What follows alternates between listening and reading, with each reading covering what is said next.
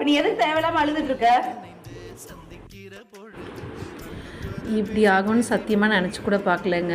என் பையன் எதுக்கு அழுதானா, 2 ஸ்நாக்ஸுமே நான் ஃப்ரூட்ஸாக வச்சு கொடுத்துட்டேனாமா. அதுக்கு தான் சார் ரொம்ப அழுதாரு. சரி ஹர்ஷித் சொல்லு, உனக்கு எப்படி ஸ்நாக்ஸ் கொடுக்கணும்?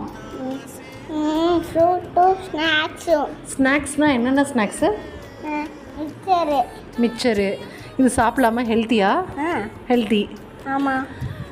இப்படி தாங்க அவன் நினச்சி வச்சுருக்கான். ஒரு ஃப்ரூட் கொடுக்கணுமா, ஒரு ஆயில் ஃப்ரைடு ஐட்டம்ஸ் கொடுக்கணுமா. ஆஸ் அ டீச்சராக நான் வந்து ஸ்டூடெண்ட்ஸ் கிட்ட சொல்லிகிட்ருக்கேன், இதெல்லாம் சாப்பிடக்கூடாது, அன்ஹெல்த்தி அப்படின்னு. ஆனால் என் வீட்டில் நடக்காத பாருங்கள். அதுக்கு தான் என்னை கம்பல் பண்ணி 2 ஃப்ரூட் கண்டிப்பாக நீ எடுத்துகிட்டு போகணும். இல்லை அப்படின்னா நான் நட்ஸு வந்து வேக வச்சு தந்தேன்.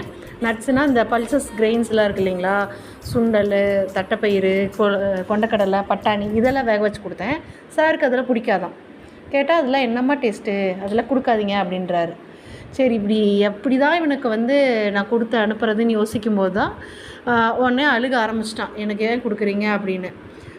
நான் பேக் பண்ணி மூடிலாம் வச்சுட்டேன். அவன் கண்டினியூஸாக அழுதுட்டு இருந்தான். சரி, அதுக்கப்புறம் தான் அவன் வந்து கொஞ்ச நாளாக வந்து இந்த நட்ஸ் கூட ஃப்ரூட்ஸ் சேர்த்தி தேன் கலந்து கொடுப்பேன். ஸோ அந்த மாதிரி கொடுக்கலான்னு நினச்சி தான் ட்ரை பண்ணேன்.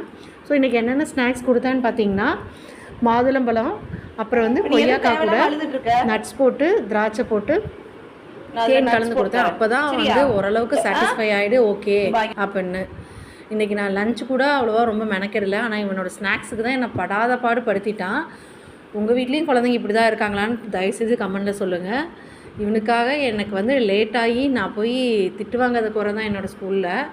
சாருக்கு இப்படிலாம் எடுத்துகிட்டு போனால் தான் அந்த நட்ஸை வந்து கம்ப்ளீட் பண்ணிவிட்டு வருவாராம். சொன்ன மாதிரியே இந்த பாக்ஸை கம்ப்ளீட் பண்ணிட்டான். ஆனால் மாதுளம்பழம் கொண்டு போனதில் கொஞ்சம் மிச்சம் வச்சுட்டான். அதே மாதிரி லஞ்சுமே வந்து சாப்பிடல.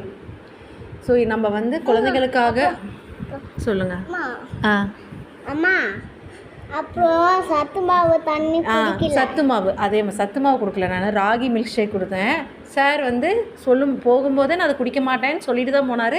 அதே மாதிரி குடிக்காமல் எடுத்துகிட்டு வந்திருக்காரு. இவனுக்கு நான் என்ன தான் பண்ணுறது? டிப்ஸ் இருந்தால் கமெண்ட்ஸில் சொல்லுங்கள். அப்புறம் இந்த